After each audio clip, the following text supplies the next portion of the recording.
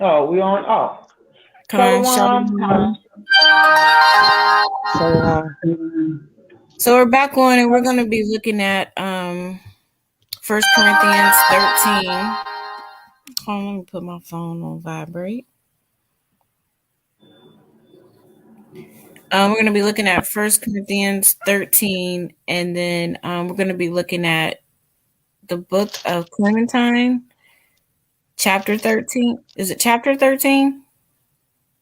Verse 13. Chapter 13 through 19, talking about chastity and charity. So I'm going to go off screen for a minute, take care of something, and my Aquathian, we're going to start. And remember, this is a discussion for Aquathian, not men. If you are a man and you're tuning in, please direct all inquiries to Kratazaya, aka Isaiah Yasha'ala on Facebook, StreamYard, YouTube, WhatsApp. Phone number 614-999-2677. So we're going to start with 1 Corinthians 13. We're doing the whole chapter or just is 13:13? Or am I reading the whole chapter? 1 Corinthians, you just want to read It might be feasible to read the whole chapter. I'm gonna read the whole chapter. that's fine. The basis is we want to talk about, where it says love is this, love is that, love is this. 'Cause that's what we're talking about. Chastity. Right. Okay, I'm gonna go off. Trying to get this thing up. Huh? I'm trying to get. I lost it. Now I'm trying to pull it up so I can read it. Okay. Go back because it's on Facebook Messenger, so it's a long. Wait, that is too long. It's Peter chapter 13. It's way up there. So you when we start reading this first? Yeah, go ahead. That's fine. Okay. That same evening, we all enjoyed the benefits of Peter's instruction, taken occasion by what had happened to our mother.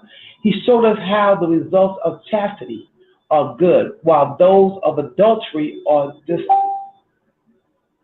destroyed, and naturally bring destruction on the whole race, if not speedily, at all events slowly. And to such an extent, he says to these of chastity, please, Yahweh, that in this life he bestows some small favor on account of it, even on those who are in error. For salvation in the other world is granted only to those who have been baptized on account of their trust in him, and who act chastely and righteously. This deed yourself have seen in the case of your mother, that the results of chastity are in the end good. For perhaps she would have been cut off if she had committed adultery. But Yahweh took pity on her, having behaved chastely, rescued her from the death that threatened her, and restored to her lost children. Chapter 14. So wives, be faithful to your husbands. Kind. But also, I looked up the word. We looked up the word chastity and charity. Have you? I have one for chastity. Well, I have several words. Chastity is a plethora of words. Abstaining from extramarital or from all sexual intercourse. A virgin, someone that's intact, someone that and someone intact means a virgin, someone who has not had any sexual contact with anyone. Maidenly, platonic, non-sexual, simple or restrained, celibate, pure in thought and actions. So all of these things. I'm on live. Elijah Is came in, of course. Y'all be quiet. I'm on live. so a chaste woman or a man is someone who restrains herself from sexual contact. I'm on live. What's saying? I'm on live. I'm on live. Go ahead. Somebody fell? It fell on you? Yeah. What other one? Mama, you wear your new glasses? Okay, well, lock everyone. The Elijah don't know how to act when you come in the door. Sorry. Okay, go ahead. Go that I way. cannot breathe anyway. Okay, all right. So I have wholesomeness, celibacy, chasteness, virginity, self-restraint, self-denial, singleness, goodness, virtue, maidenhood, the unmarried state. So that's what I got out of chastity. Huh. And I also had a story to go with this too, as a widow woman, a woman that was widow. Huh. Her name was Ann, and she I'm froze on here, like I'm froze.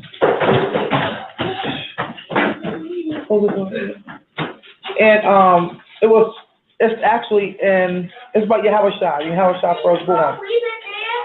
Her husband had passed away, and she waited for Yahweh to come to the. Can you hear me? I can hear you. Really? Oh, everything froze on my end.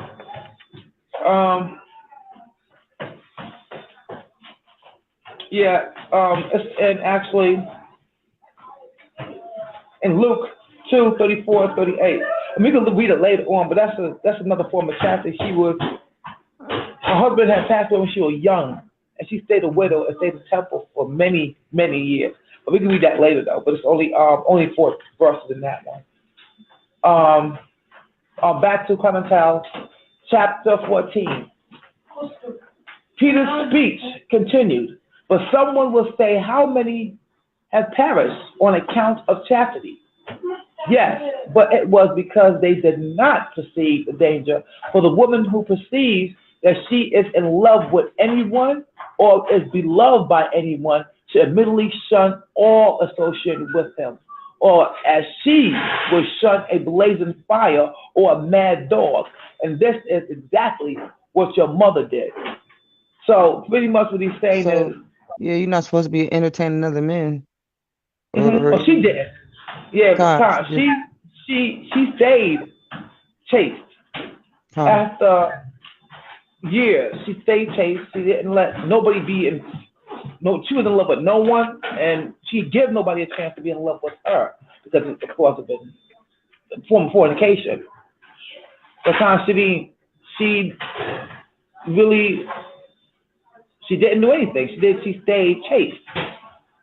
Yes, but it was because they did not perceive the danger. For a woman who perceives that she is in love with anyone or is beloved by anyone, she should immediately shun all associations with him.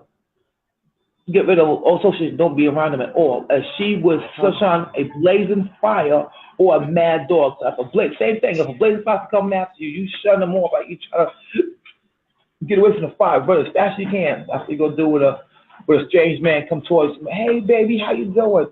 You gotta run as fast as you can. Like a dog trying to come at you with his mouth all open. All he got teeth and he's got drool coming outside of his mouth. You run the heck out of it. The same way you do. There's a face that every woman has, though. There's a face that every woman has that she makes when she doesn't want to be bothered, especially by a man. But some men don't care about that face. People like, I love that face. I'm cool. I don't say no. I just don't answer them. I don't imply anything. It's about your attitude and what you give off also as a person. You know, people, if somebody feels like they could come at you like that, that means you're giving those vibes off. So, don't. Oh, okay. So I'm on here wrong. So giving off those types of vibes, entertaining, people coming at you, other men coming at you, is showing that you're not, being a chaste woman. So I don't know what's going on.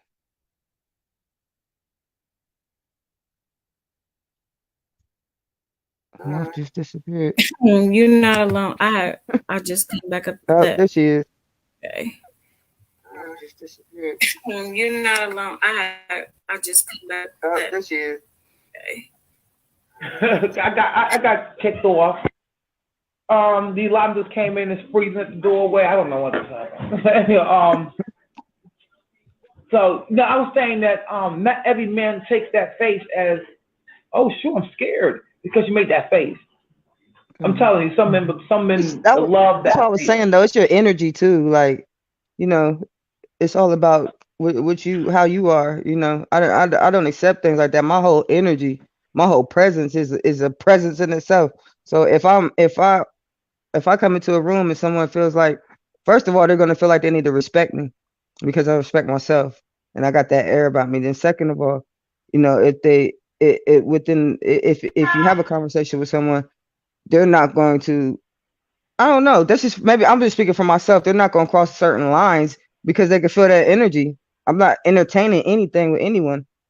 And if you're not my husband, then, you know, and you're not just somebody friendly and, you know, you're having a friendly conversation. Sometimes people take you being kind and nice for, you know, you flirting, and that's not what it is. But like I said, it's all about your energy.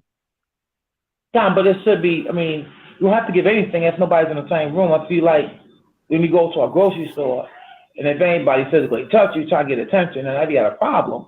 Oh, no, yeah, that's a problem. Don't touch me.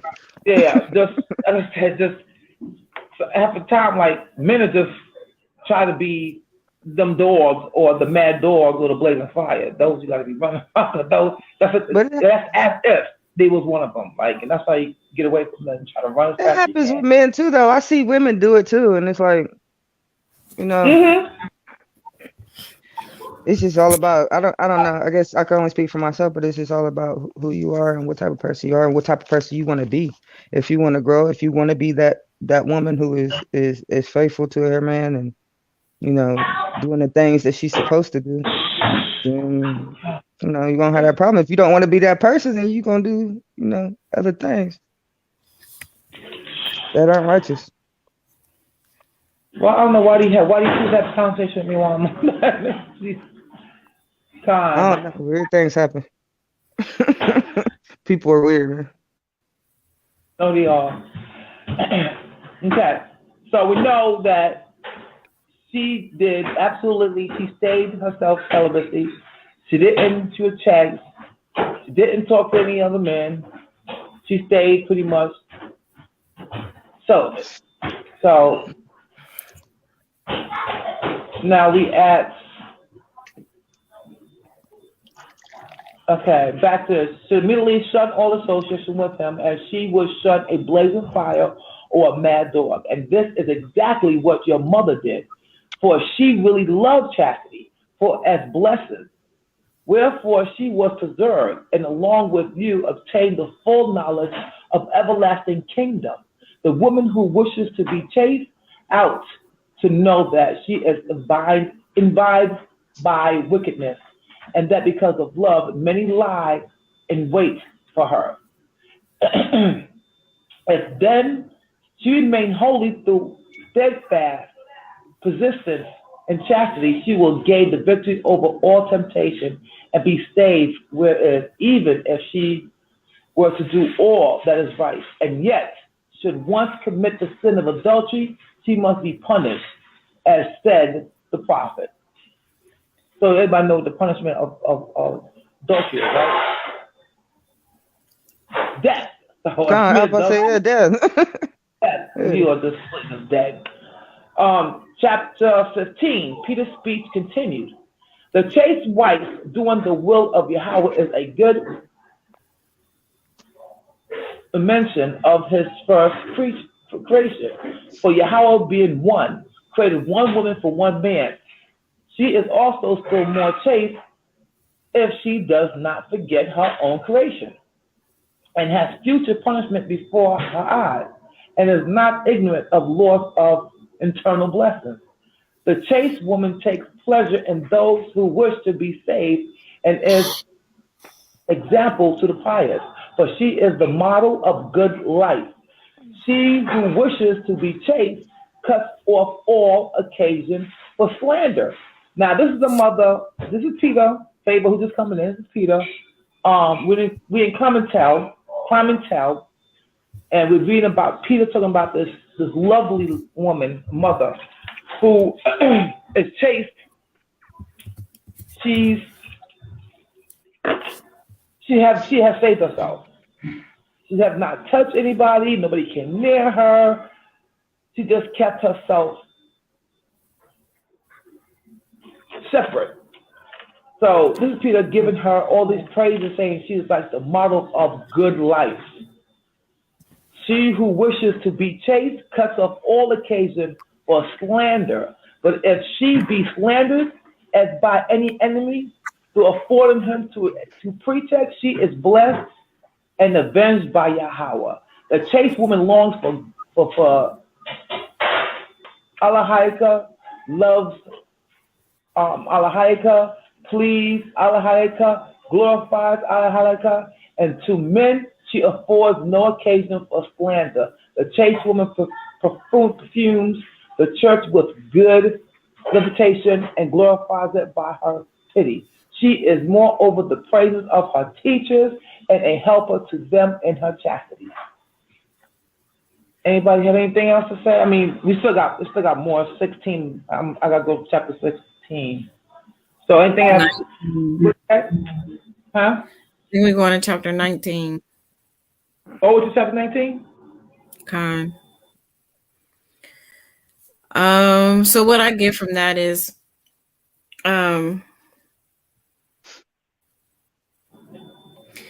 being a chaste woman, first of all, starts with fearing Yahweh.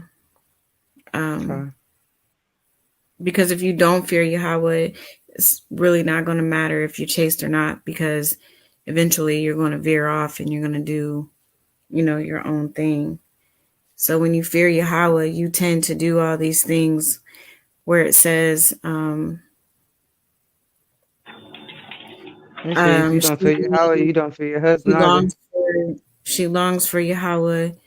She loves Yahweh. She pleases Yahweh. She glorifies Yahweh. So, that all starts with fearing Yahweh first. And yeah, Khan, if you fear Yahweh, you are most definitely going to fall in line with being a good rib to your husband.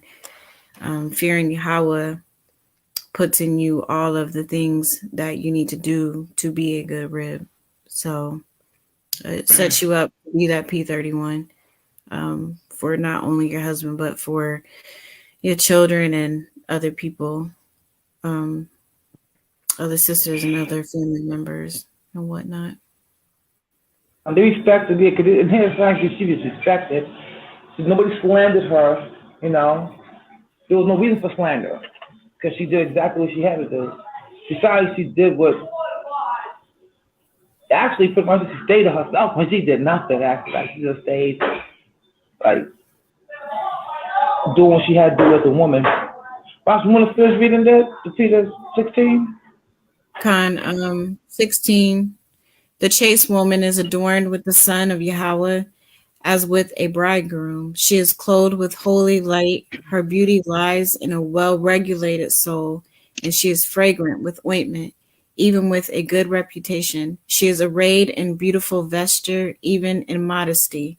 She wears her precious pearls, even chaste words, and she is radiant. For her mind has been brilliant. I can't even say it. Brilliantly. Lightened up. Some words don't roll off my tongue, right? Onto a beautiful mirror does she look, for she looks into Yahweh. Beautiful cosmetics does she use, namely the fear of Yahweh, with which she admonishes her soul. Beautiful is the woman, not because she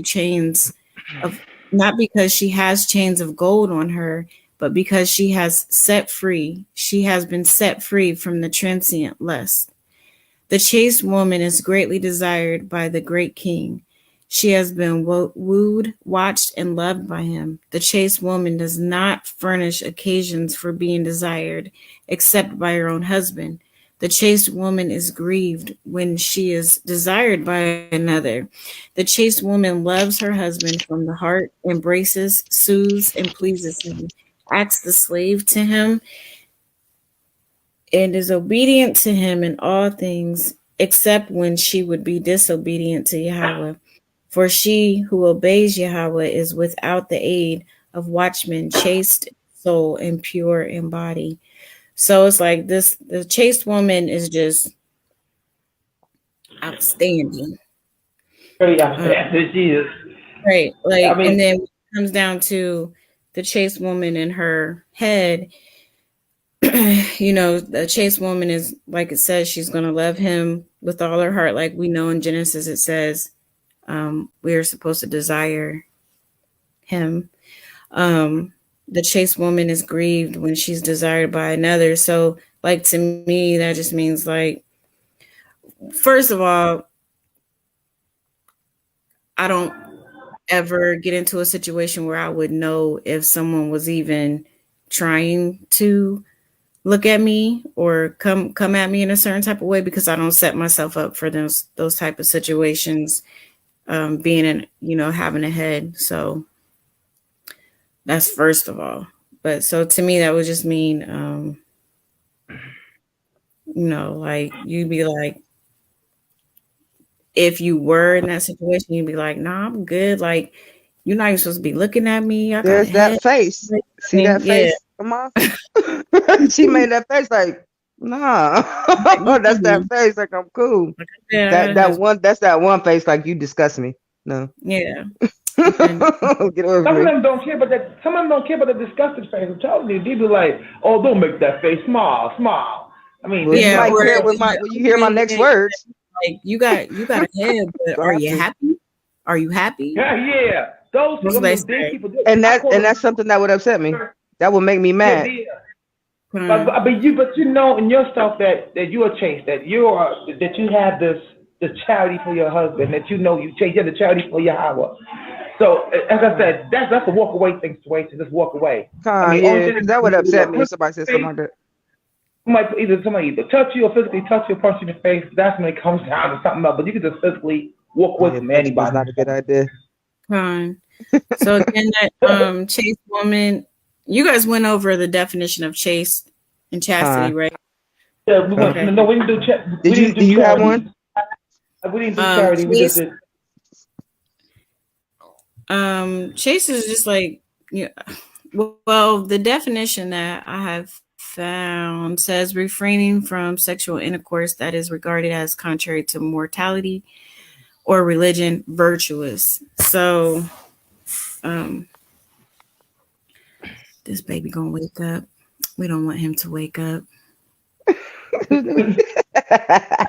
never meant it. It's been a long day. So the chaste woman also, she loves her husband with all her heart. She embraces him in good and bad. She soothes him. She pleases him. Acts the slave to him. I don't really like the word slave, but that's what he wrote. But of course, when you are a rib, you are going to make sure he has all he needs. I just don't like that word slave. I don't know about y'all, but I really don't got a problem with the slave part as long as I'm not treated like that or spoken to like that. But I have no problem being a slave. There's different forms of slavery. I mean, in our mentality, our slave, we thinking slave is like whooping them, like being extra mean. And slave, according to the Bible, you're supposed to be nice to your slave. You're supposed to be sweet to your slave. So this says acts a slave to him. So to me, that means you're doing everything that he tells you to do, everything that he needs, which we do that we're gonna do that anyway. I just don't like the word slave. That's just my opinion. Understand. I'm just saying I don't have a problem with it, but I understand. I just don't want to be spoken to like a slave or treated like one. No, the word slave sounds demeaning. Right. And Isaiah, your Sha'ala, I'm reading your message. It says slave is good. Khan, we know that it's good. I'm just saying that I prefer a different word. Like just like obedient is Servant. enough. Yeah. I don't even like servant, but obedient. I don't know you said that. So Khan, Isaiah says that we are slaves to Yahweh Shai. Khan, I'm just saying, you want to start a big old, it's just the word to me. Servant debate. Well, I have a scripture I want to read about this because I read this young lady named Anne. I mean, I just love her. It is a couple of ladies that was widowed that actually stayed set apart. She was a widow at a young age, and she stayed herself so she was chaste. That was the definition of chaste. I mean, she did not have sex for 3 scores. Was that 30? It's 3 scores 60, right? Rashwan? 1 score is 20, right? So she had sex in 6. Hold on, let me just Luke. In 60 years, she had sex. So she was a widow from a young age, and she did not touch herself. She did anything. And I think that was excellent. Not a lot of people could do that. She stayed in the temple and waited for Yahweh Shai to come to be born and be baptized there. So it's verse 2. Luke chapter 2, 24 chapter 34. The definition of a chaste woman.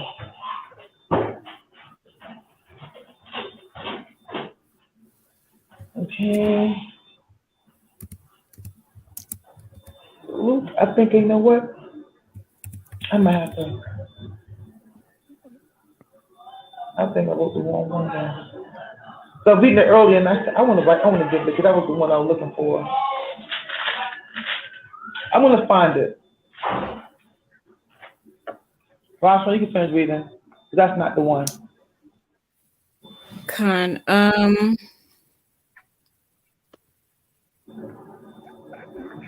okay, so we just read about the chaste woman loving her husband, embracing him, soothing him, pleasing him, acts as a slave to him, and is obedient to him in all things, except when it would be disobedient to Yahweh. So as long as he's not straying you the wrong way, you are to do all those things. So the next part, 17. These Roman numerals. I don't know. I think that's 17. Foolish therefore is every husband who separates his wife from the fear of Yahweh. For she who does not fear Yahweh is not afraid of her husband. If she fear not Yahweh, who sees what is invisible? How will she be chaste in her unseen choice? And how will she be chaste who does not come to the assembly to hear chaste making words? And how could she obtain admonition? And how will she be chaste without watchmen? If she be not informed in regard to the coming judgment of Yahweh, and if she be not fully assured that eternal punishment is the penalty for the slight pleasure, wherefore, on the other hand, compel her even against her will always to come to hear the chaste making word, yea, coax her to do so. So,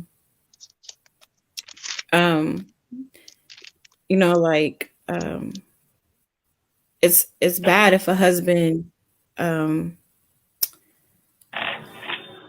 I don't know if I'm saying this right, and you guys might have a different word for it, but like it's not okay for a husband to steer the woman away from Yahweh. And wherefore, on the other hand, compel her against her will always to come here chase. So he needs to push her towards Yahweh, not take her away. So like for me, I just think about like maybe if a couple is going through it and the woman just can't take it anymore. it would be wise for the man to remember that the woman is the weaker vessel, so that she doesn't stray away from fearing the Most High and then end up doing things that are going to make her sin. Well, there's some other examples too. Well, other examples too where men could, like a woman, she wants to teach. She want to go and teach other females. She want to open up a school. And he said, I don't want you to be out there teaching anybody at the, la la la la. And to me, that's straying away from the Most High too as well. From the Most High. Because she wants before, and he didn't want her to do any more than what I want you to take care of the family, feed, and if you taking time out of my hand to go teach so many belliest girls and blah blah blah. So that's nuts. There's a man who's selfish. Oh, I thought the scripture, by the way, of the young lady I was talking about. Well, the young lady became an old lady. It's the second Luke 2, chapter 2, verse 34. And Simon blessed them and said unto Mary, Mother, behold, the child is set for the fall and rising again of many of Israel, and for a sign which shall be spoken again. Yea, a sword shall pierce through my own soul also, that the thoughts of many hearts may be revealed. And there was one, Anne, a prophetess, daughter of the tribe of Asher. She was the great age. She had lived with a husband for 7 years from her virginity, from 7 years. She was a virgin when she married him, and she was with him for only 7 years. She was a widow for about 64 years. That's what, 64 years. She was a virgin. She was a widow. Which she departed not from the temple. She stayed in the temple and served Yahweh and fast since her husband passed away. So she was a virgin. So she was probably what, like 15 when she married him? Let's say 15. I get the right age one day because I'm going to look it up. So it's 15 when she married. She was a virgin. She lived with him for 7 years. He died. She went to the temple, to live in the temple and fast and lived there for 64 years. Now tell me that's not chaste. That's chaste. She had no man touch her. She had no man go after her. No, she looked up at no man looked up on her. Because if he did, she would have. That's chaste. Also, like, to me, that also like proves the love that she had for her husband. Like, I loved him so much, I don't want to be with nobody else. You know? Yeah, kind of. She ended up living in the temple to keep herself from being. She lived in the temple. She stayed in the temple and fasted there. So I think that helped her also. Yahweh, being like focused on Yahweh, like everybody should be focused on Yahweh. I think that helps a lot with chastity. I think that really do. Like I told you in the choir, the choir told her to not. Read the Bible, do more. There's storybooks. Like I got the book of I just got the book of Jasher. There's some stories in there. She can read that. I mean, stay focused, stay in one thing. I mean, help with chastity. She stayed until, and in prayers, she prayed night and day. And she coming in that instant gave thanks likewise unto Yahweh and spake of him to all things that looked for redemption in Jerusalem. And when they had performed, now she did this because, of course, everybody wants redemption in Jerusalem. At this time, it was going through heck. And everybody waiting for this king to come, which is Yahweh. Yahweh gets there, he goes into the temple. This is when she meets Yahweh. And when they performed all things according to the law of Yahweh, they returned unto Galilee to their own city, Nazareth. So they did baptized on Yahweh this time. So she, of course, I'm going to look this up again, and I'm looking up in Flavor Josephus and see if I can find the story of Anne. But I think that she was beastie. She did a perfect example of a widow that was young and was a widow for 64 years and stayed chaste to herself and stayed with Yahweh and prayed and fasted at night and day until Yahweh Shah came. That's chaste. That was one definition of chaste. I'm pretty sure there's thousands more of a chaste woman out there who focused on Yahweh and Yahweh Shah.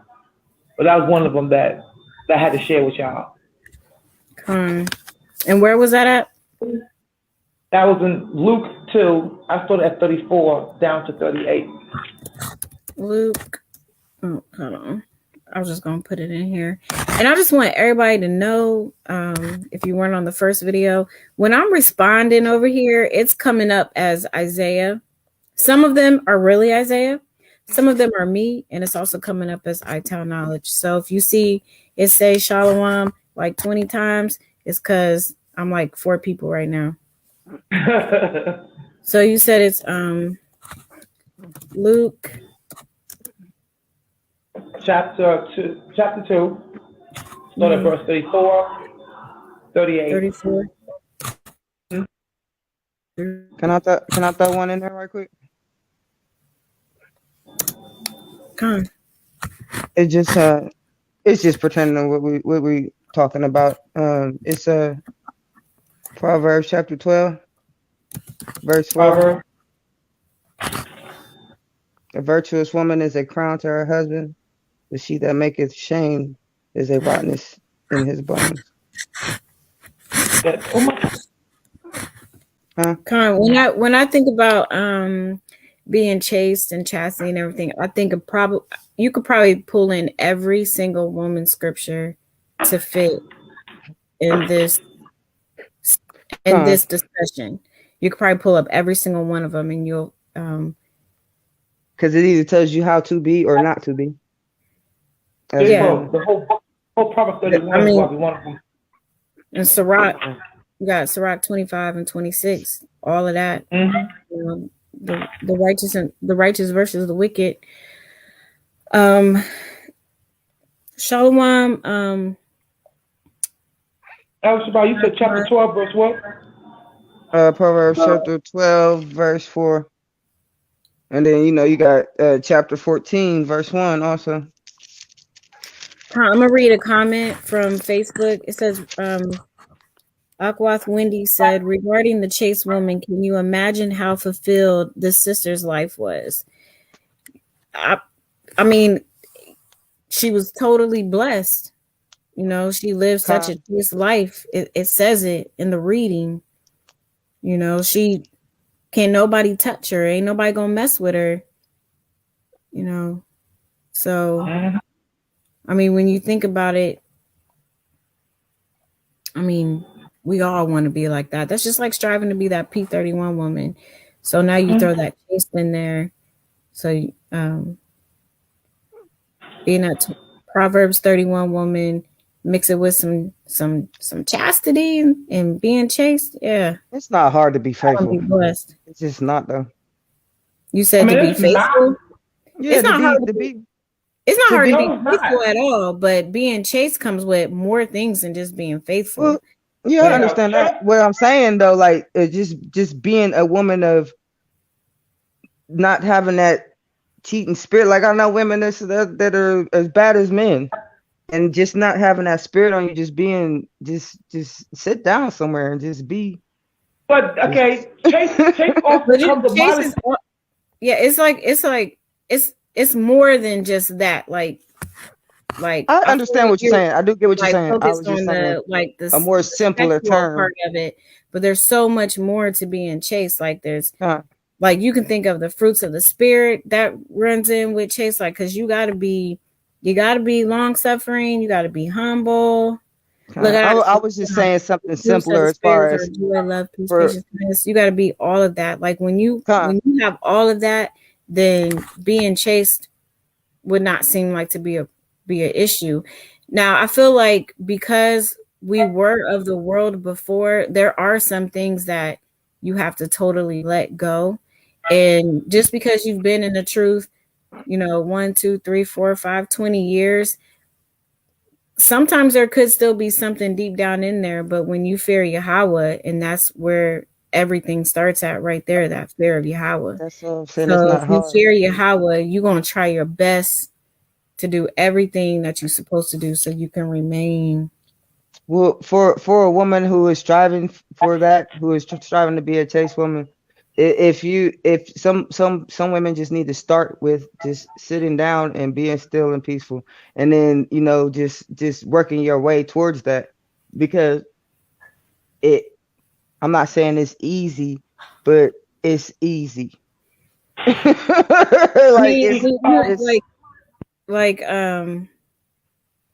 it's not as hard as people make it out to be. Like, it's easy for us to say it's easy because we know what type of lifestyle we already live. So what's easy for one is not always easy for another, and that's why we have to build up everyone. So yeah, it's easy, but I mean, it comes in different forms, different levels. And it also depends on if you have a head. Usually, if you have a head, you're going to be more likely to do the things that you're supposed to do. If you don't have a head, then you want to get with some women that are like-minded, like where you want to be already, so you can get there. I'm gonna read some more comments off of Aquath Wendy said, that's what I aspire to be: quiet, virtuous, disciplined, and delivered. Hallelujah. Being quiet for us Israelite women sometimes is hard. Yeah, that's something I did have to work on. I did have to learn how to keep, like, not speak on everything. Yeah. Or not react in a violent, not, well, I won't say violent, but in a, the same look that you gave that man that might have been trying to holler at you and you married is the same look that you might want to give your head at times when he's saying something that you don't agree with. So being able to stop doing that is hard too. And I know we all been there. I know I have. You just have to remind yourself, I was one of them people that you might not know. I mean, I know I still have to work on it on some days. Some days it's hard, but I was really bad with some, with not knowing what was going to come out my mouth next. So, and I had to work on that, especially with, being in certain situations, and learn how to, turn that on and off, and then learn how to turn it off. You could be comfortable in certain situations, but not everything needs to be said, or not everything. It's not always what you say, is how you say it. I had to learn that too. Because you can get your point across in a nice, humble way. Without screaming and yelling and cursing. Yeah. Okay. Another comment, Aquath Wendy said, how is that easy? She was talking about the whole being, when you were talking about it's easy. And then she said, no, you right, violent. Let's keep it real. And then Isaiah said violent, and he put some emojis on there. She also says she still is, but she repents afterwards. But let me tell you. Now let's go out of bed. Thank you. I was talking to my daughter, by the way. Before anybody thinks anything, I said, babe, I was talking to my daughter. So she said, I still am. I repent afterwards, but let me tell you. Now, remember, Aqua, when you repent, that means you're not going to go back and do it again. So remember, you say you repent afterwards. So that means the next time you're going to have to hold it in. Just hold it in. Hold it in, girl. Breathe. Do some breathing exercises. I can teach you some breathing exercises that I do in my classroom. Well, you know what works for me? You know what works for me? And I'm going to say this to all the Aswahiyan that are listening. What works for me is not wanting to be that person. And then also not wanting to say evil, mean things that I may regret or really didn't mean at the time. And just because I was upset to someone that I love. Before you speak. And sometimes it's hard before you speak. It just depends on the situation you're in. It depends on what type of person you are as well. Like, I think Yahweh, I don't like hurting people I love.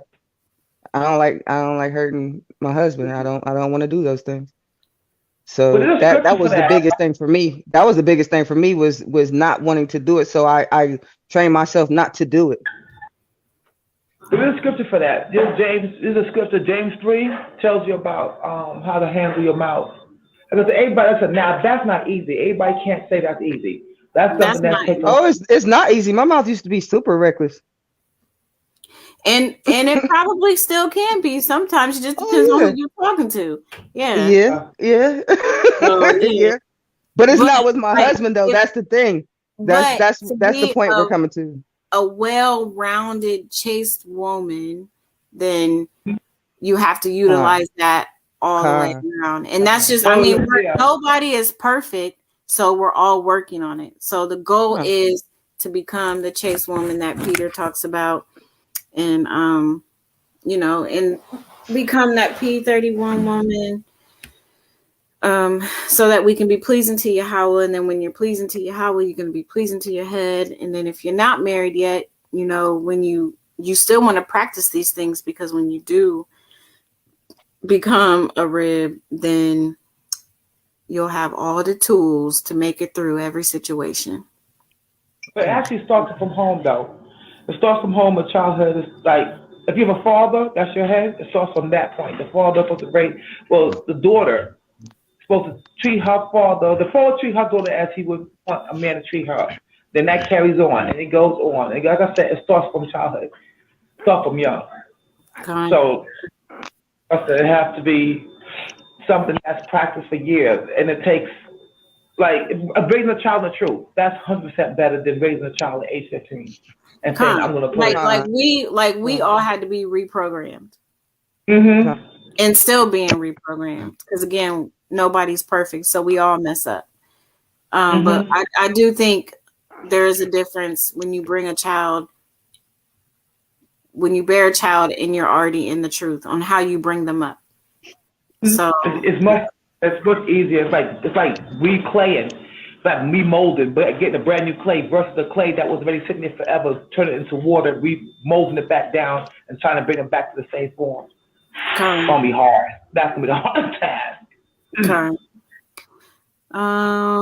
Okay. Let me see here. Wow, Wendy.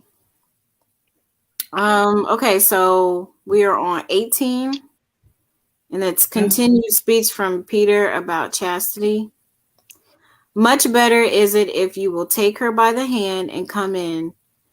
So remember, we just got done reading about the man not steering the woman away from the Most High. So now he's saying, much better is it if you take her by the hand and come, in order that you yourself may become chaste. For you will desire to become chaste, that you may experience the full fruition of a holy marriage, and you will not scruple, if you desire it, to become a father, to love your own children, and to be loved by your own children. He who wishes to have a chaste wife is also himself chaste, gives her what is due to a wife, takes his meals with her, keeps company with her, goes with her to the word that makes chaste, does not grieve her, does not rashly quarrel with her, does not make himself hateful to her, furnishes her with all good things he can. And when he has them not, he makes up the deficiency by caresses. The chaste wife does not expect to be caressed, recognizes her husband as the Lord, bears his poverty when he is poor, is hungry with him when he is hungry, travels with him when he travels, consoles him when he is grieved, and if she have a large dowry, is subject to him as if she had nothing at all. But if the husband have a poor wife, let him reckon her chastity a great dowry. The chaste wife is temperate in her eating and drinking, in order that the weariness of the body, thus pampered, I just had a thought go through my head, so like that, may not drag the soul down to unlawful desires. Moreover, she never assuredly remains alone with young men, and she suspects the old. She turns away from disorderly laughter, gives herself up to Yahweh alone. She is not led astray. She delights in listening to holy words, but turns away from those which are not spoken to produce chastity. That's a lot. That was it was a whole.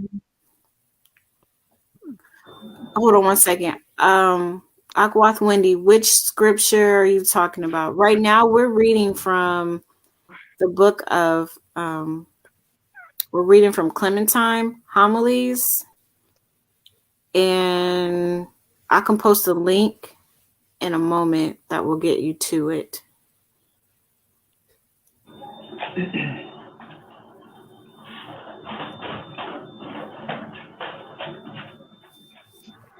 Okay, go ahead. I'm sorry. Yeah. Now, that was a wonderful example for both men and women. He gave how to be chastity, how to make a better marriage, better relationship. Yeah, because I mean, and it says like the man has to be chaste too, not just the woman. So you can't be dealing with a jacked up dude and think that y'all gonna be okay. Yeah. So I mean, if he's a man of the Most High, he should be doing all those things. And when he doesn't have, like, if he doesn't have, then it says, soothe her. I mean, caress her. I've never been materialistic, so. Oh, I was told to read it again, so let me read it again when I find it again. But I've never been materialistic, so that I'd rather have like cuddling and things and spending time, like time versus monetary things. So I go shopping for myself. I just want time and to be appreciated and loved. I think that's what most people want though in a relationship. And if it's not, if you're in it for something else, then that's not to me a relationship. Okay, after I read all of that was read, it said the chaste wife does not expect to be caressed. You recognize her husband. Well, that means like to me, where it says like she does not expect it, like that means like to me that means like I don't expect it. Like that don't mean like you have to do it. Like you didn't hold me last night. You didn't hold me last night. Why you didn't hold me last night? So I'm not. See, but to me, that's just because you didn't hold me last night, then I'm not going to do this, and this. She still needs to be that woman, regardless of what he does. She's not holding against him. She's not going to hold. That's what she does. That's what that pretty much. That's what I'm looking at what Rosh wants to say. So she's not holding it against him. So she's not recognizing. A correct woman don't recognize. I mean, she's not going to acknowledge it. If she gets it, she gets it. If she gets the love, she gets the grace. But she's not going to be looking for like. And then she still, like you said, she still does her, like you said, Alcibiade, her wifely duty. She still does her, she still calls him the Lord. Are we reading the whole thing again? I'm gonna read that one over again. There's movement behind you. Oh, he laid back down. His mama here now. Oh, she can handle that. You about to leave? Oh shoot, girl. I'm gonna reread it. Oh shoot, girl. Much better is it if you will take her by the hand and come, in order that yourself may become chaste. For you will desire to become chaste, that you may experience the full fruition of a holy marriage. And you will not scruple, if you desire it, to become a father, to love your own children, and to be loved by your own children. So to me, you become chaste with her, and then in that your marriage will be greater, and then you'll be a father, you'll be a better father, your children will love you, you will love your children.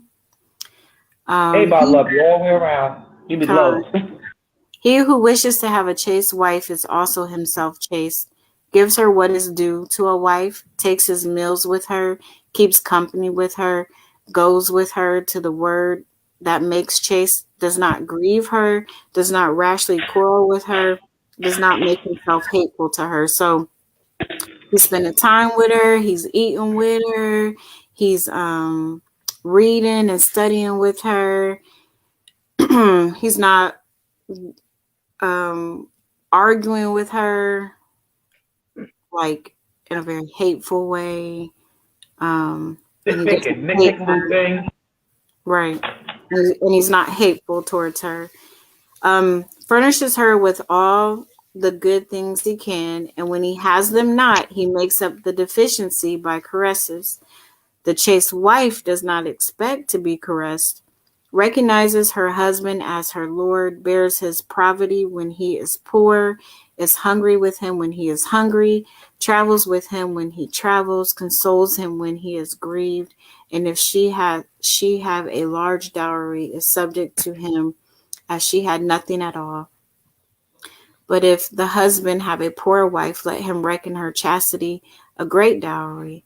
The chaste wife is temperate in her eating and drinking, in order that weariness of the body, thus pampered, may not drag the soul down to unlawful desires. Moreover, she is never assuredly remains alone with young men, and she suspects the old. She turns away from disorderly laughter, gives herself up to Yahweh alone. She is not led astray. She delights in listening to holy words, but turns away from those which are not spoken to produce chastity. Hold on one second. Hey, Journey, can you bring up you think he'll need another bottle? Huh? Yeah, bring me another bottle, because that's a lot of steps. Just in case. my mama got like 18,000 steps, and in the middle of the night, that's a lot. So, okay, so I'm going to read what Isaiah is writing. So there's no domestic violence. There's no verbal abuse. No thundercats. No cat daddies. That's funny. What's up? All I know is Thundercats. Thundercats. Oh, that's all I know. So what does Thundercats mean? I don't know. That's all he said was no Thundercats? Yeah, Karen. Thundercats. Does that mean like young boys? Old school? If I don't know if it's old school or I don't know. Cat daddies is the old man. I don't know. I don't know what that is. No men of any age. If you're married. Yeah, and then you want to make sure, again, like for me, it's just like be around like-minded people. If you're around I agree. like-minded people, even if like couples, if you're around, that's what I thought. No young ones, no young Thundercats. If you're around couples that are like-minded, then it's just better all around, because the men will be, talking about righteous things, or, just chilling, and the women will be the same way. And then influence each other to be righteous and to treat one another. Oh yeah, if another man goes by, well, I think men follow what other men do. Some men don't, but when they sit around talk about how another woman see how the other marriage is, that's the comparison. Never mind. Yeah, that's comparison. Like a woman look at another marriage and say, "Oh, she treat her husband like freshly angel, like freshly cut flowers." Wrong. That's wrong. Yeah, I know what you're saying, and that's wrong, because don't go based off of how somebody else is doing what they're doing. Well, that's another thing that is learned too, I think, because like that's something else you have to change, because comparison is very easy to do. I'm not in competition with anyone. Not so much being jealous. It's not just jealousy. like, I mean, like somebody can be like, "Oh, she got that blue hat. Why I didn't get the blue hat? I like the blue hat. I had to get like the red that. hat. Why I get the red hat? Like that's that's She might what." not even look good in the blue hat though. See, that's what people need to just sit down and just think sometimes. Just you don't need to do what everybody else is doing. You don't need to be like everybody else. You just need to do what you know is That's right, a, how it tells you to do.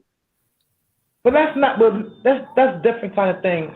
That's what you're saying is totally different. I'm I'm not talking saying about that. in anything, in any aspect of life, and especially being a married woman. You can't. You can't. You got. You got to. I don't know. I mean, Maybe I'm explaining it wrong. like we all know that we shouldn't, but reality is it happens. But Yeah. Or after reading the chaste man, if that man is doing all of that, like say if you're in a polygynous relationship, if that man is doing all of that to every rib, then if she, there wouldn't be any comparison.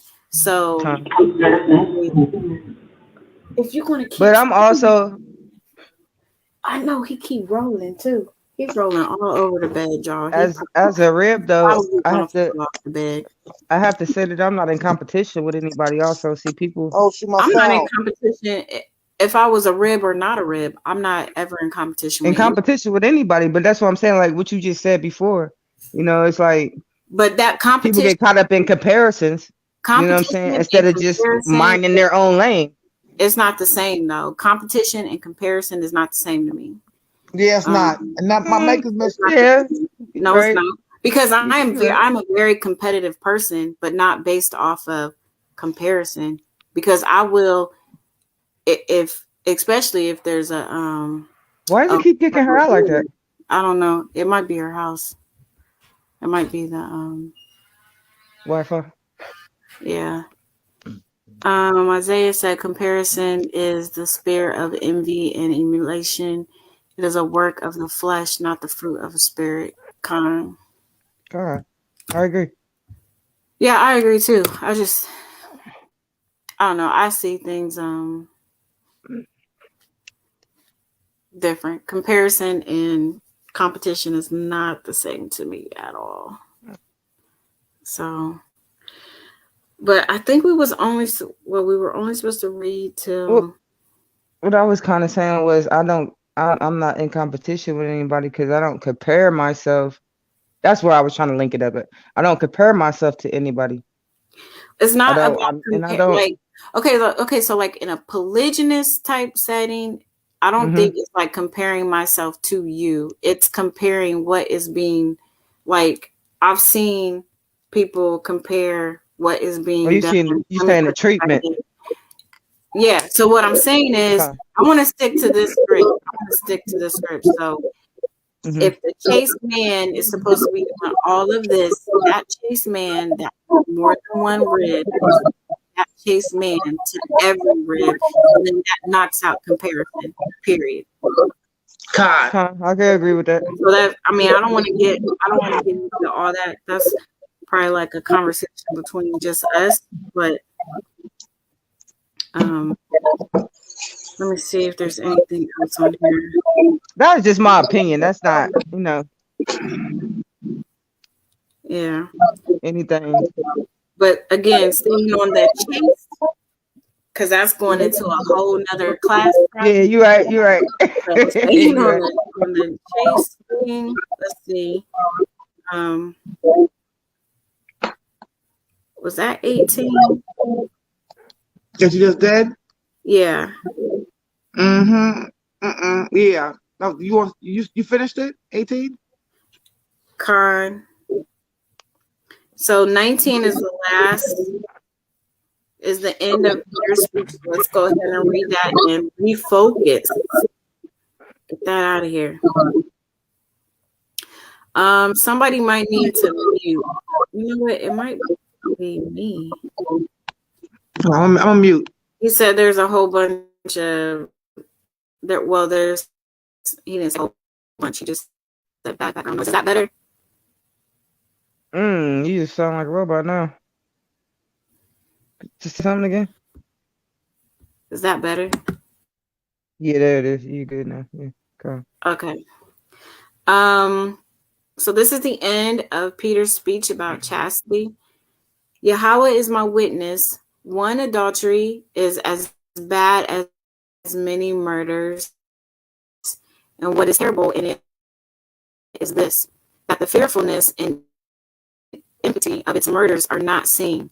For when blood is shed, the dead body remains lying, and all are struck by the terrible nature of the occurrence.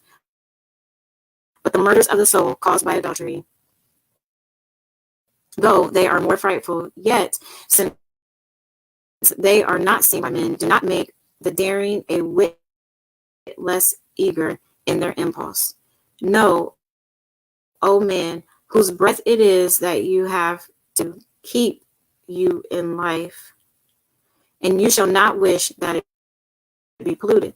By adultery alone is the breath of Yahweh polluted, and therefore it drags him who is polluted into the fire, for it hastens to deliver up its insulter to everlasting punishment. And that is the end of Peter's speech on chastity. Y'all can unmute now.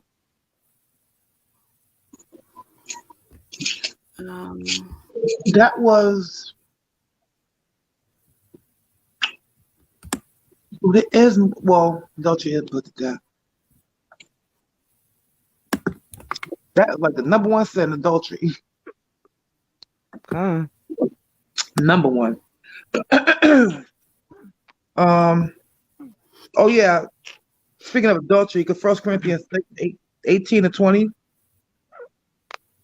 talks about adultery, adulterous woman not being chaste. That's it.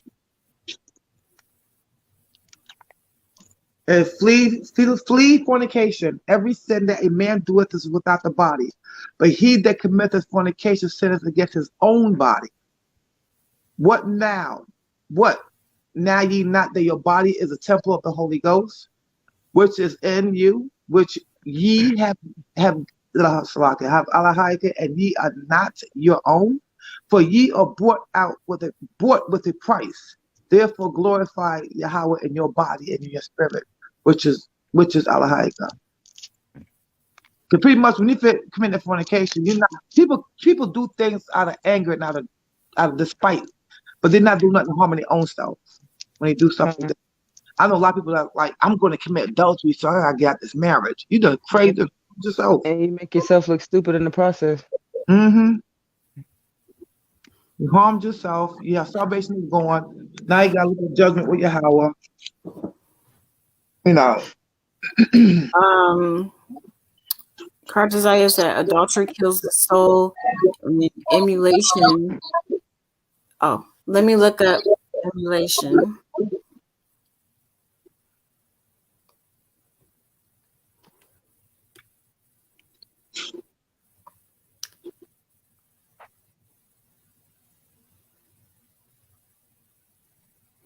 And he said, also adultery is as bad as many murders. Karen, that's what it said on there. Emulation, effort to match or surpass a person or achievement, typically by imitation.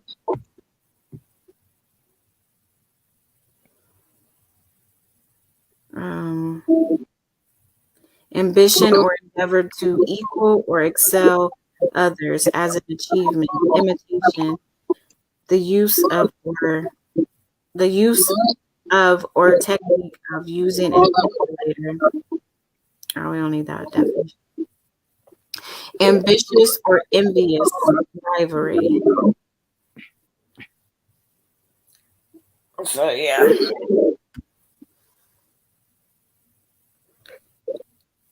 So yeah, I guess that would be emulation.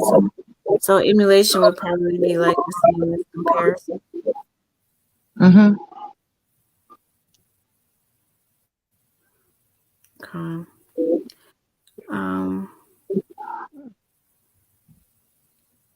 Anybody got anything else? Anything else?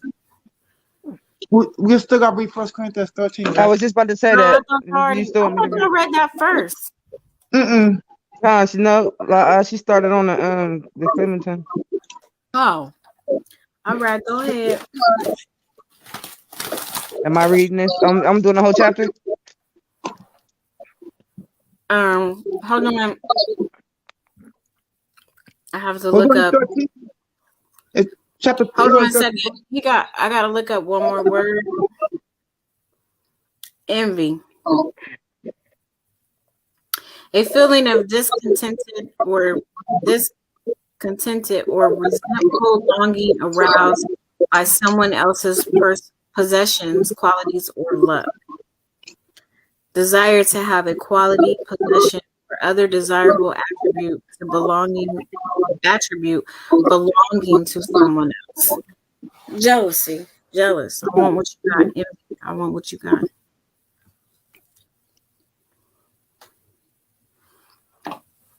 Okay. So am I reading the whole chapter? It's only 13. Any only 13 verses. Come on. Oh yeah, read it all. Yeah. All right. 1 Corinthians chapter 13. Though I speak with the tongues of men and of angels, and have not charity, I am become as sounding brass or a tinkling cymbal. And though I have the gift of prophecy and understand all mysteries and all knowledge, and though I have all faith, so that I could remove mountains and have no charity, I am nothing. Verse 3. And though I bestow all my goods to feed the poor, and though I give my body to be burned, and have not charity, it profits me nothing. Charity suffereth long and is kind. Charity envieth not. Charity vaunteth not itself, is not puffed up, doth not behave itself unseemly, seek not her own, is not easily provoked, thinketh no evil, rejoiceth not in iniquity, but rejoiceth in the truth. Verse 7, beareth all things, believe all things, hopeth all things, endureth all things. Verse 8, charity never faileth, but whether there be prophecies, they shall fail. Whether there be tongues, they shall cease. Whether there be knowledge, it shall vanish away. For we know in part, and we prophesy in part.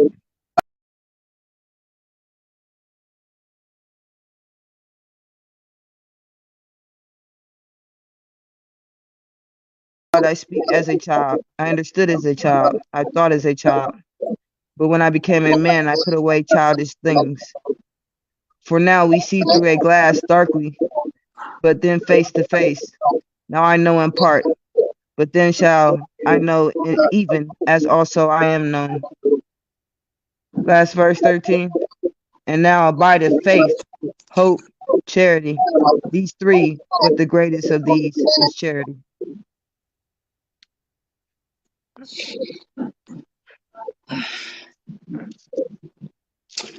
Well, charity, like you said, without charity, you can know all the knowledge and all everything in the world. You have to put noise because you don't have charity with it. You just make a noise at this point.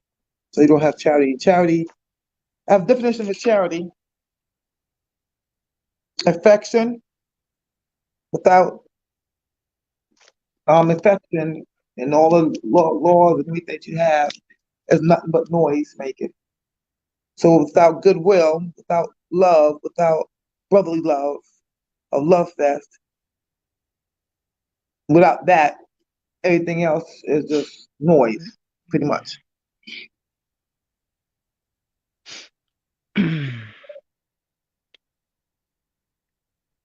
And you gotta be true charity, not just some charity, just regular love. It gotta be true love. Kind.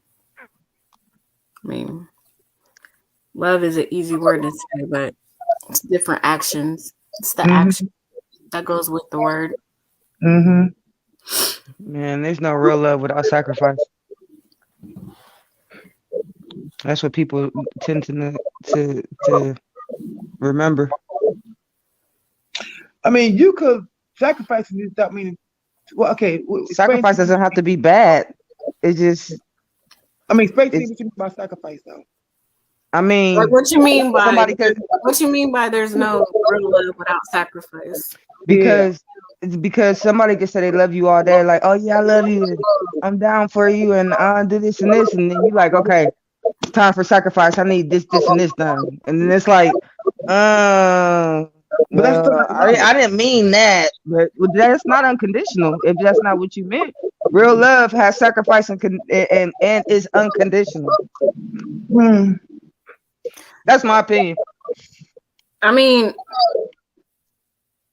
I guess it just depends on what you have to sacrifice. I mean, I don't feel like there's always something that you don't want to do that you do for someone that you love. That's just, there's always something you don't want to do. It might be extreme. It might be a real sacrifice, and it might not be so, extreme. But at the end of the day, I have real love I have real love for my head, and there are some sacrifices that I haven't made, but that doesn't change my love for him. So for me, no, I'm not saying if you don't. I'm just saying that it don't get real until you have to. You really don't know that you love somebody until you make a sacrifice or do something for them that you wouldn't do for anybody else, or that you might not even do for yourself. Okay, there's a difference between fracturation and love too. I agree with that. So, yeah. What was that? But it's like, I don't know, man. It's like sometimes people just don't get it. What love really means. Like I said, there's sacrifices. You have to do sacrifices if you really truly love someone. And then on top of your sacrifice, it still needs to be unconditional. And people don't. I just don't think. I don't feel like a lot of women get that. I don't feel like a lot of men get that. But as far as me being a woman, I've seen a lot of women. I've been witness to a lot of women that, they think it's just supposed to be about them. And that I've heard women say that if their man didn't argue back with them, or if he didn't hit them, that he didn't love them. Like it could get really deep, man. Well, that was just an abused woman at some point in her life. Yeah. Well, I mean, I don't know. You don't need to hit me to show me you love me. So I know that. I'm just saying I've seen, situations like that. All I'm saying is that sacrifice is real and unconditional love is real, and they both go hand in hand. See, I don't think so. Me neither. That's my opinion. I don't think. I don't know if sacrifice is the right. I think I know what you're saying. I just don't think the wording is right. But I think I understand what you're saying. I don't think I would use the word sacrifice, because I do think that there are things that you have to do. That's why I said the action goes with the word. Like, you just can't say it. There's an action that's behind it that makes it meaningful, that makes it unconditional. So, like, I don't have to give up something to prove. You might not always have to give up something. You might just have to do something. That's what you just said, though. Sacrifice. No, I was saying, but you might not have to give up anything. You might have to. I don't know. It's a lot of not definitions, but there's a lot of levels of sacrifice. You might have to give up something, or you might not have to give up something. You might have to leave something, or leave someone, or you might have to just do something that you don't want to do. But even though you don't want to do it, doesn't make it not right. But that doesn't. Even if you don't do it, even if you don't sacrifice, that doesn't change the love you have for the person. It might show like, yeah, I really love you. I'm showing you that I love you. This is the action behind it. So I'm showing you. But some people aren't willing to sacrifice. That doesn't mean that I don't love you any less. Yeah, that's what I'm saying. Like, it doesn't mean it's about being selfless too. That's not. I don't even think that's being selfless or selfish. I think that everybody is in a different phase in their life, so there might be a reason why you might not be able to make. I just don't think it goes with. Me neither. matches with. I think That's I'm. cool. Like I said, Our I think I understandings know are what different. you're saying, but I don't think that's the right. For me, it's not the right wording. So it's making it sound like I'm arguing with you. I'm not arguing with you. I get what you're saying, but Uh-huh. I just don't think I would. Like, for example,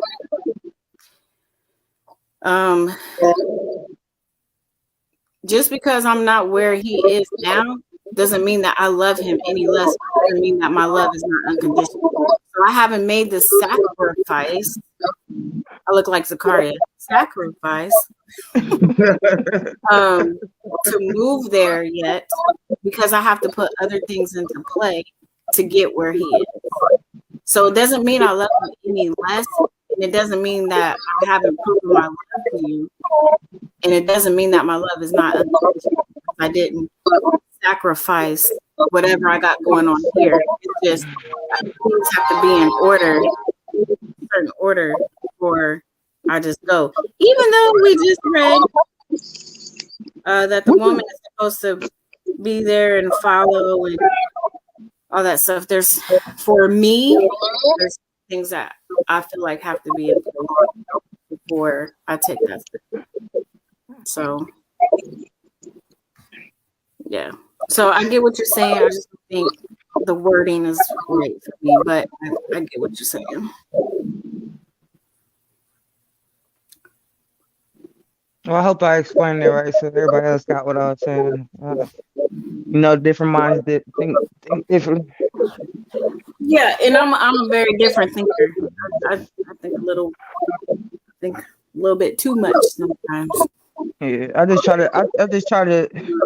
Me being a human being, I know I'm gonna be judgmental, so I just try to be fair in my judgment. I just try to think of both sides when I. I mean, I do that too. Like I always try to see it from both views. His view, my view. Either you've been in that situation before, or you need to be understanding because you don't know what that person went through to come out of that out of that situation. I just think that humbling yourself and being unconditional in your realness and your what's the word I'm looking for?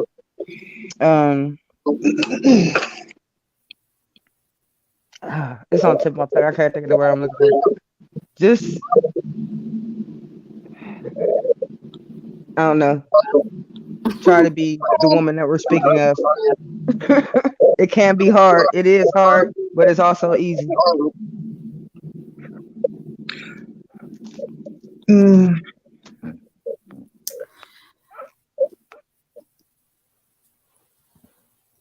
Anything else? Anybody? I was gonna give an example of sacrifice. Okay, say for example, I'm gonna give work. Like say you're at your job and they tell you to come do this overtime. Now, of course, there's money involved. So you what is it? You love money or you love the job? I'm not getting up for no job to go to work for anybody for free. So it's money. So you work this overtime over and over. That's sacrifice. You sacrifice from your family to go do this extra job to get this extra money, right? So would you call that love for which behalf? Would you love more, your family or your job? I mean, I love my family, which is why I'm working my job. But your family loves you more, so you sacrificing yourself to work to do this stuff. But the family don't look at it that way. The kids looking at it like, oh, she working every day. I never see my mother.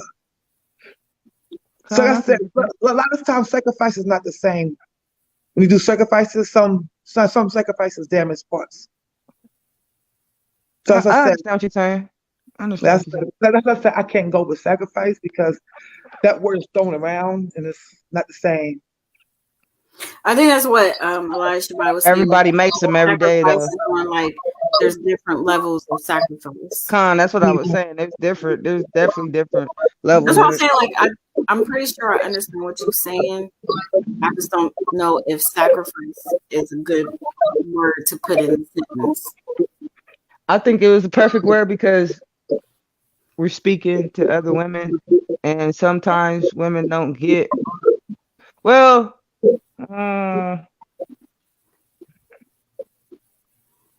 in the sense of a relationship and being, you know, being in a marriage, they don't get that sacrifice is Okay, necessary so sometimes. okay, I'm gonna say this. I'm not gonna say what I know your favorite thing is, but I know what your favorite thing is. So Me? I know what your favorite thing is. Your number one thing. Are you willing to sacrifice that for love, true love? Without the quotation marks, Con. So if right now, after this recording, it would be hard. It would be one of the hardest things I ever did. I'm not gonna sit here and front cap none of that. Like, it wouldn't be hard. I wouldn't get irritated, frustrated. I wouldn't even relapse to it. But for the love of my personal situation, absolutely, I would. I wouldn't like it, but I would. Put like this: well, everybody that love their husband and their spouses, the same thing, a male and female, they're allowed to do things that makes that spouse, the man and that woman, happy.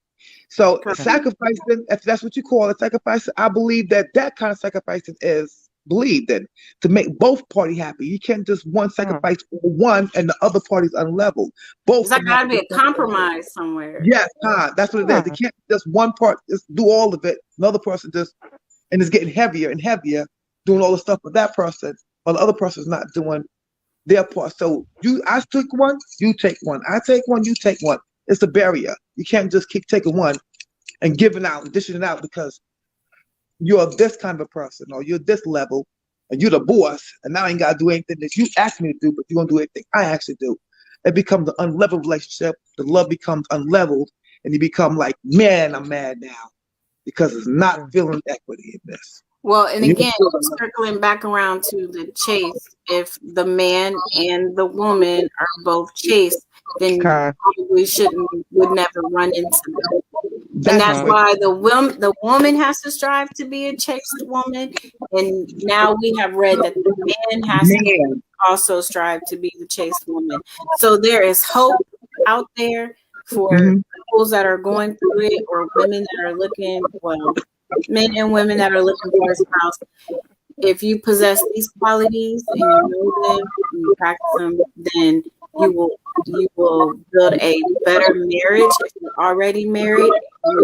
Start doing these things, or you will come into a better marriage. I feel like we was getting off track, so I needed to bring it back around to. No, it's the same thing as pretty much because like you said, it's about chastity, and charity. Charity is love. With charity comes chastity. You have to know how to do charity. You have to, and it's telling the men how to do their part, and the women to do their part. Right. So it's pretty much the same thing. It's that we have to. Both parties got to do it. Both marriages got to do it. Like you said, and if a woman coming into a marriage, a virgin herself has to learn this because this is going to be the first and only choice she makes. Once she makes that choice, that's the final last. So she got to learn how to do charity. She's gonna have to be the P31. She's gonna have to be clientele. She's gonna have to make sure that she is charity. Define that into her brain to know exactly what charity is. Not just love, but the whole thing of goodwill, behavior, just affection. She has to know all of that, in order to have a great marriage. And she has to be humble, all that stuff. Humble, long suffering, all them fruits of the spirit. P31, like all of that makes you build you into being a chaste woman. Because all marriages are gonna have the ups and downs. They're gonna have that tear in it. Every marriage is gonna have a tear in it.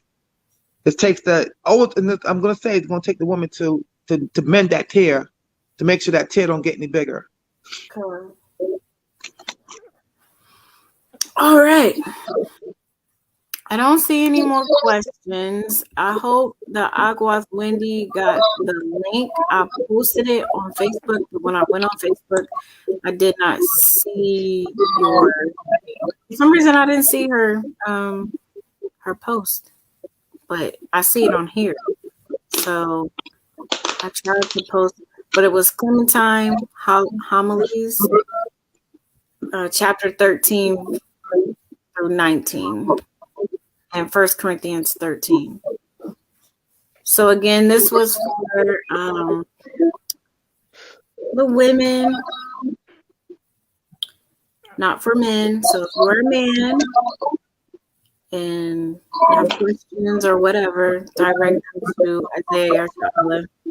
If you're a woman, you can contact any of us, myself, Rashwan, Irab, Amath, Badyamyan, Kanai Wakanawan, or Elijah by Yersha Allah. All can be found on Facebook. And I think that is it. Oh, I see a little baby waking up. I'm about to say you got movement, cuz. A lot of movement. Okay. So I think that is it. So I hope everybody had a wonderful Shabbat. It's time to rest. And I'm sure we'll be doing more stuff like this. Or, you know, if any women have any ideas or want to come on, just let us know. Or anything you want to hear about, or want us to speak on, or anything like that. So we Shalom to everybody. How was Shamar Lathan? Now, Shalom. Sleep. Me too. Shalom. Shalom. Got to go to the plantation in the morning and do charity with other people. Love everybody. I'm gonna get up and eat eggs. I'm gonna be up in a couple hours with that one right there. Oh, he's still get. Oh, there he go. He up So now. this Gigi's going to sleep. Shalom, y'all. Shalom, mama. Good night, mama. All right. I'm not grandma. I am Gigi. Goodbye. Shalom. That's why I'm clicking you off.